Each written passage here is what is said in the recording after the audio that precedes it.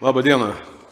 Man kažkol toks jausmas, kad kaip tik šitie 3 pranešimai turėtų būti skirti ne jums, o tiems, kurie pasirinko čia neateiti.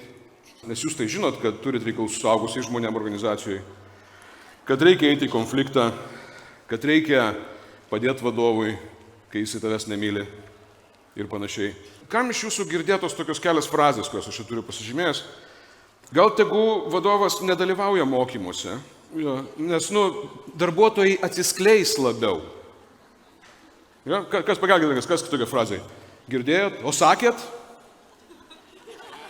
Gerai, jūs nesakėt, ne, čia kiti sakė, kurių čia nėra. Ką be pasakyčiau, jis viską atmeta. Jie, šiuo atveju, ginasi, neigia, nukreipia kalbą kitur. Atlyginimo padidinimų kaitos nesumažinsi, reikia keisti kultūrą. Su tokiais atlyginimais gerų žmonių nepritrauksi.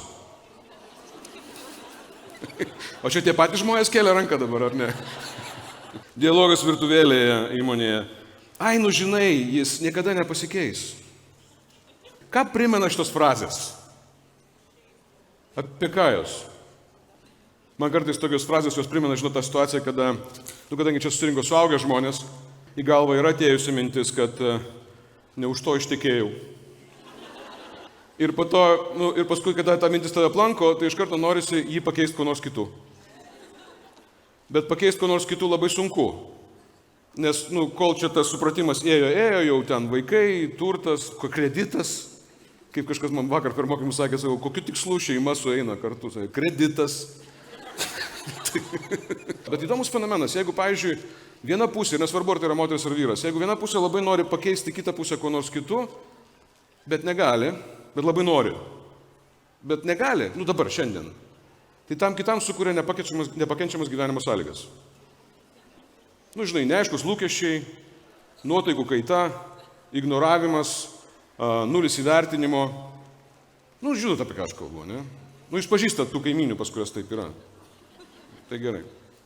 Iš principo, man šios frazės visos jos primena tokį seną gerą daiktą psichologijai, kuris vadinasi Karpmano trikampis. Prisimenat, Karpmano trikampis. Auka, persekiotojas ir gelbėtojas. Aš esu vadovų konsultantas, aš dirbu daug su vadovais tiesiogiai. Kai kurie žmonės iš jūsų asmeniškai mane pažįstate, kadangi suvedėt galbūt su jūsų vadovu arba vadovė. Ir aš šiandien kalbu, suprantu, kad aš kalbu personalo žmonėms, personalo profams, kurie ir taip yra, sakykime taip, ne pačiu dėkingiausiai pozicijoje. Ta prasme, nieks jų nemyli, neaišku, kam jie reikalingi. Ir jisai iš viso daro ne tą, ką žadėjo. Kažkoks baisus žmogus. O pirmadienį vėl reikia eiti pas jį. Siaubas. Ir mes žaidžiam šitą žaidimą. Turiu galvoje, mes tai yra organizacijose, tas trikampis sukasi ir pas jūs sukasi kažkur kitur, pas mane sukasi tas žaidimą. Tai yra neišvengiamas trikampis. Karpmano trikampyje idėja yra ta, kad niekas nenori padėti aukai. Nes persekiotojas nenori pakeisti aukos. Nes jeigu pakeis, tai ką tada persekiot? Gelbėtojas nenori išgelbėti aukos.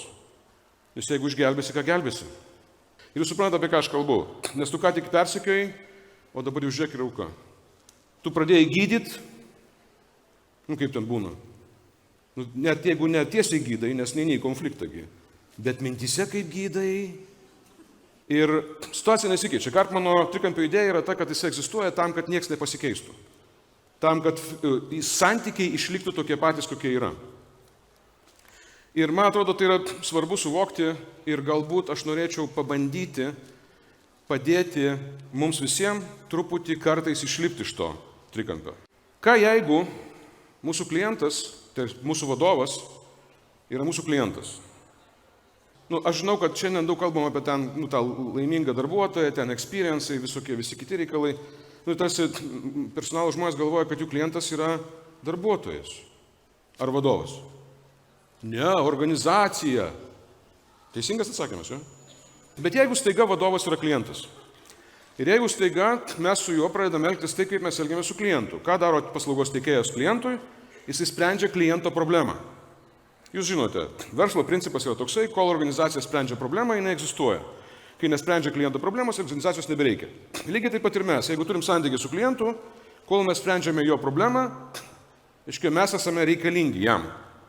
Kai sprendžiame ne jo problemą, O pavyzdžiui, tą problemą, kurią labiausiai patinka spręsti, nes moki gerai, nes gerai gaunasi, tai sprendė ne jo problemą. Jeigu aš problemos neauninu, aš jos nesprendžiu. Aš dirbu daug, aš daug darau veiksmų, aš labai pavargstu, aš sunkiai dirbu, jaučiuosi neįvertintas, bet aš nesprendžiu problemos, nes tai ne mano. Tas pats žmogus, kuris sakė, kad jeigu tu neprisimi problemos, tu jos nesprendai, jis sakė dar vieną dalyką. Jeigu tu ateini pas žmogų su problema, kurios nesprendėjai, tu skambi taip, tarsi skųstumeis. Jeigu ateini pas žmogų ir keli pastovi tą pačią problemą. 3 aukšte laša kranas. Žinokit, pas mus 3 aukšte laša kranas. Klausykitės, vis dar yra, ten laša kranas. Ir staiga tas, kuriam tu sakai, kad laša kranas, supranta, kad ne kranas problema. O tu problema. Ir eina spręs problemos. Kaip sprendžia, dažniausiai ignoravimu. Arba pasyviai agresyviai lygiai taip pat, arba užpila neleis pažadais, ne? Ir aš čia būdamas noriu padaryti vis dėlto taip, kad mes pabandytumėm būti tais, kurie ateiname pasprendę problemą, kad nebeskambėtumėme kaip tie, kurie skundžiasi. Nes mes nenorim būti šalia tų, kurie skundžiasi. Mes stengiamės su jais nebūti. Mes su jais neleidžiam vakarienės penktadienio ir neperkam jiems vyno. Nebent tai yra artimiausi giminaičiai ir galim pakentėti iki šeštadienio. Bet realiai mes nenorim su jais būti. Ir įdomus momentas, jeigu žmogus nenori su tavim būti, jis tavęs negirdi. Kaip ir girdi, bet negirdi. Čia tas vyriškas bairis, žinot, kur tu manęs neklausai. Aš tavęs klausau, tu ką tik pasakei tą. Ir žodį pakartoja, bet jo galvoje tai nepalieka jokio pėdsako. Veiksmuose to labiau. Jeigu tu būni su žmogum, su kuriuo nori būti, jo negirdi. Tu girdi savo mintis.